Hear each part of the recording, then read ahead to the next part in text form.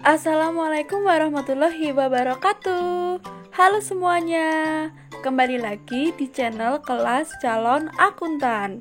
Pada video kali ini saya akan membahas materi tentang buku besar umum dan pembantu. Silahkan disimak ya teman-teman. Nah, yang pertama, pengertian buku besar atau ledger. Buku besar adalah merupakan kumpulan akun-akun sebagai tempat pencatatan dan pengklasifikasian transaksi yang terjadi pada jurnal, menambah atau mengurangi, sehingga diperoleh jumlah yang sebenarnya pada akhir periode akuntansi. Nah, pada praktiknya buku besar ini terbagi menjadi yang pertama, buku besar utama atau umum. Buku besar utama merupakan buku besar dari seluruh akun-akun yang digunakan oleh perusahaan dalam satu periode akuntansi. Dan yang kedua yaitu buku besar pembantu. Buku besar pembantu adalah buku besar yang menguraikan buku besar utama dengan tujuan agar memberikan kejelasan dan ketetapan dalam pencatatan.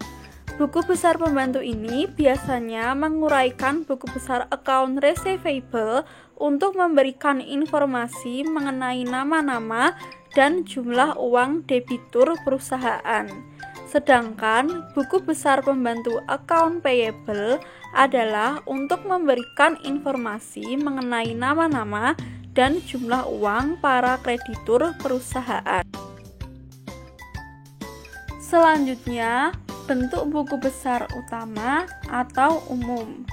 Buku besar utama terbagi menjadi beberapa bentuk, yaitu yang pertama, bentuk T-account. Nah, di sini account name akan diisi dengan nama perkiraan dari buku besar. Lalu, account number akan diisi dengan nomor perkiraan dari buku besar. Sisi sebelah kiri dan kanan akan mencatat seluruh transaksi yang menyebabkan bertambahnya atau berkurangnya perkiraan akun yang bersangkutan. Perhatikan konsep debit dan kredit.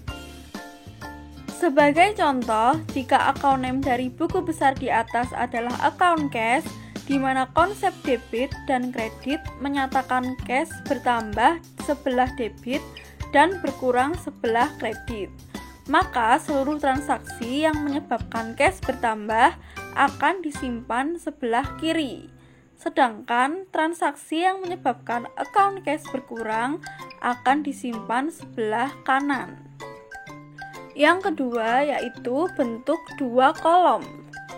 Di sini, kolom date diisi dengan tanggal terjadinya transaksi untuk transaksi yang menyebabkan bertambahnya atau berkurangnya perkiraan.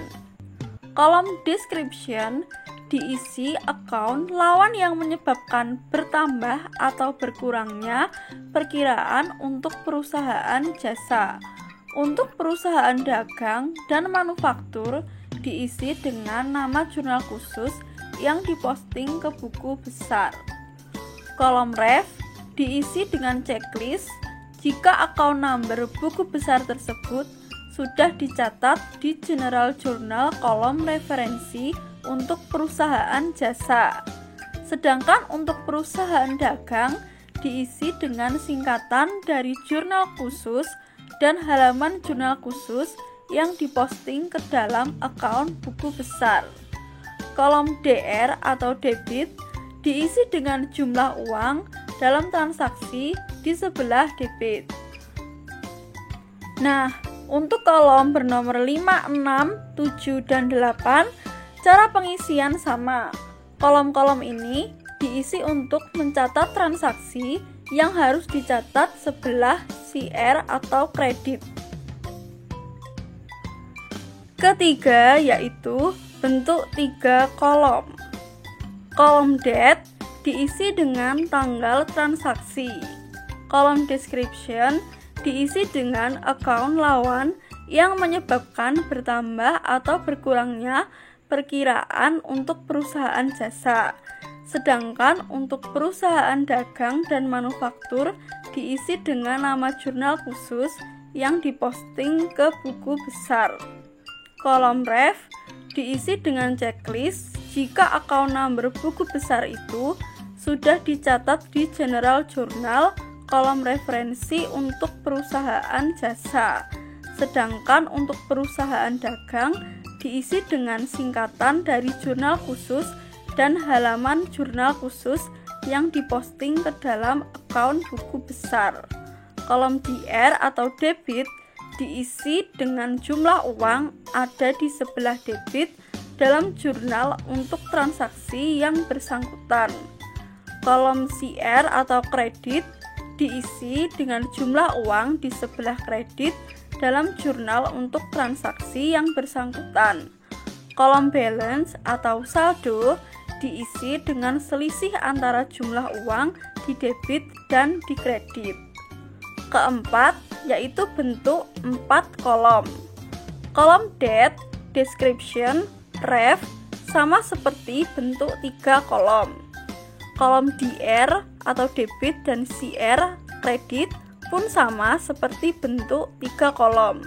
Kolom balance atau saldo DR debit diisi dengan selisih antara jumlah uang di debit dan kredit di mana hasil selisih menunjukkan saldo debit.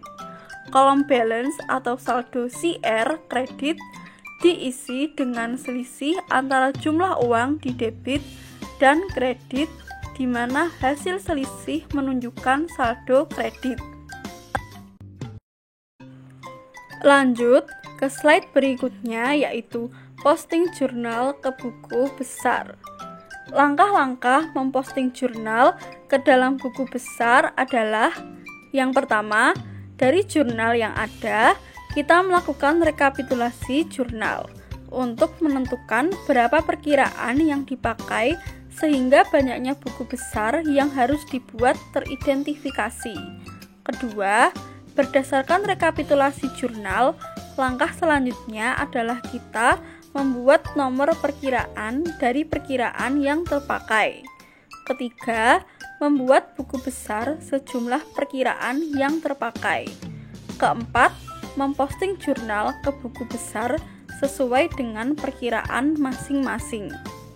Nah, dari contoh jurnal PT Jaya Mandiri, terdapat soal pada tanggal 5 Desember 2018 membeli perlengkapan kantor secara kredit sebesar Rp1.200.000.